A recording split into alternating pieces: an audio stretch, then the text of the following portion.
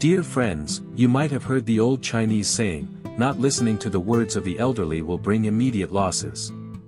Indeed, the wisdom and life experiences summarized by many elderly people are very valuable.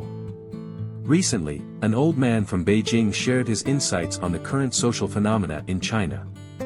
The content is very profound and worth a look. Let's take a look together. Why don't young people in China want to get married or have children nowadays? The young people born after the year 2000 in China really see things clearly. They've decided to take it easy and lie flat. Why should I get married? To continue the family line? What are the consequences of getting married? Working hard every day to earn money, being frugal with spending on myself, and having to think about the future of my children. It's not that they don't want to take responsibility, they simply can't. You expect them to have 3 children when they earn 100,000 yuan a year? It's already tough for 2 people to raise 2 kids on that income. In simple terms, although the standard of living has improved, people lack ideals and goals. Life has become very difficult, and they can't save money. It's not that they don't want to save, but they simply can't. Not working for a day means no income for that day. How scary is that? In the future, China might only have 500 million people. Housing won't be a problem, and there will be no need to worry about choosing schools. But these are deeper issues, ones I won't see resolved in my lifetime. Do you think raising children in China can ensure support in old age now?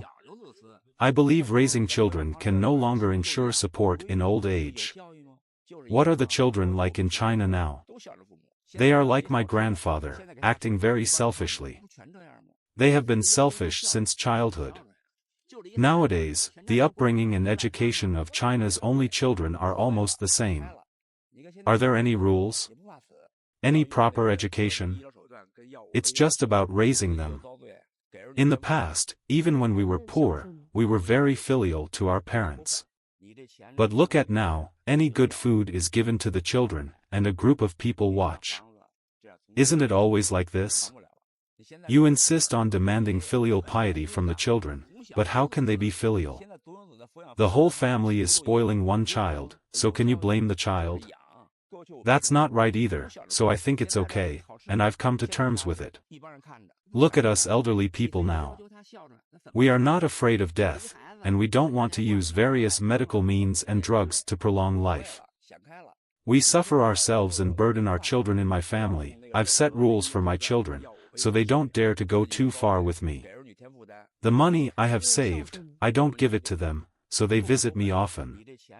If you don't agree with my approach, then try giving all your savings and house to your children, and see if they still come to visit you. Do you think it's necessary to marry a beautiful wife? I disagree with that viewpoint. If a wife is too beautiful, many people will have designs on her. On the other hand, a less attractive wife is like a treasure at home, avoiding many troubles. A beautiful wife can attract all sorts of problems. Some people might even have designs on her at her workplace, whether they are colleagues or supervisors, regardless of whether they are married or not. To live a peaceful life, it's better to choose a wife who isn't overly attractive. This way, even when you're not at home, no one will bother your wife. In my opinion, what should you look for when marrying a wife? You should find someone who is understanding and can empathize with you. With these qualities, marital life will be stable and happy. They always say that young people should endure some hardship. How do you view this perspective? Why do people come into this world? Is it just to suffer? Everyone says one should work hard to get rich, but if that's the case, farmers would have become wealthy long ago. Are farmers not hardworking? In fact, they are the ones who suffer the most. Some say young people must struggle, not just pursue high salaries, but choose low-paying jobs to toughen themselves up. But who are these people saying these things? They're just talking without experiencing it. Go ahead, cut their salaries by $1,000 a month and see how they like it. They enjoy the dividends brought by their parents and then turn around and tell you that success comes with hard work. How can I work hard like them? Their dads are big shots, able to solve any problem with a single phone call. Nowadays, young people have it tough, really tough. You say we should save some money, but it's impossible to save anything. A day without earnings means no income. How terrifying is that situation? 觉得读书能改变命运吗？ Do you think studying can change your fate? I don't think so. Without connections, studying won't change your fate. For those with family connections, a single phone call can solve any problem. Unless you are exceptionally outstanding in a specific field, how can studying change your fate? Nowadays, university graduates in China are often unemployed. When we graduated, factories were eager to hire us. Today's university graduates can't compare to those from the past.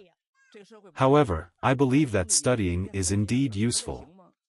The more you read, the more you understand how to handle people and situations in society and in your company. This can help you gain the trust of your superiors, avoid being ostracized by colleagues, and protect your and your family's interests. To put it bluntly, it teaches you how to deal with people and not be taken advantage of by others. But wouldn't that be too exhausting? Isn't this society exhausting? Even within families, siblings play mind games. How can you not be tired?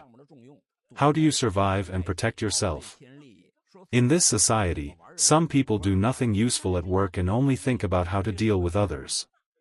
年轻人要不要贷款买房？ Do you think young people should take out loans to buy a house nowadays? Let me ask you, what is money for? It's to make you happy. Can you be happy being a slave to your mortgage? Regarding the housing issue, I think if you have the money, buy a house. If you don't, rent one. It doesn't matter. Some people ask me if young people shouldn't be renting after getting married. Why not? The house might belong to someone else, but our lives are our own. Don't worry about who owns the house. Just make it tidy and comfortable to live in. When my daughter got married, she rented a place.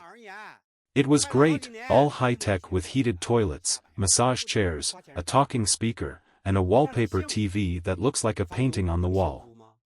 Does your happiness depend on owning a house? No, it depends on your lifestyle and if you're enjoying your life. Let me tell you, don't listen to those people talking nonsense.